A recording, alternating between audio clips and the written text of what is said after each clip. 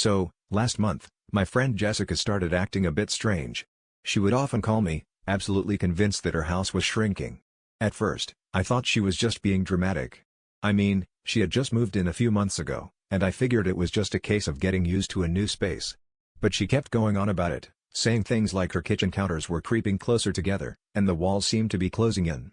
Every time I visited, she'd demonstrate by bumping into furniture or knocking things over, which only added to her theory. I started to wonder if she was onto something or if she was just running a secret obstacle course in her living room. The situation escalated one weekend when we all decided to have a movie marathon at her place. We were in the middle of watching a particularly tense scene in a thriller when Jessica got up to grab some popcorn. On her way back, she dramatically tripped over the coffee table, sending a bowl of popcorn flying through the air like a scene straight out of a slapstick comedy. As popcorn rained down on us, she exclaimed, "See? Even the furniture is out to get me. This house is alive." We all burst out laughing, but Jessica was adamant that something was seriously wrong.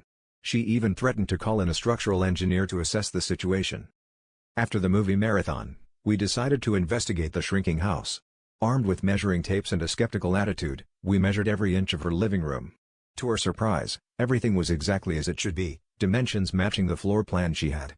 That's when it hit me, what if the problem wasn't the house, but Jessica herself? We all started to piece together the clues.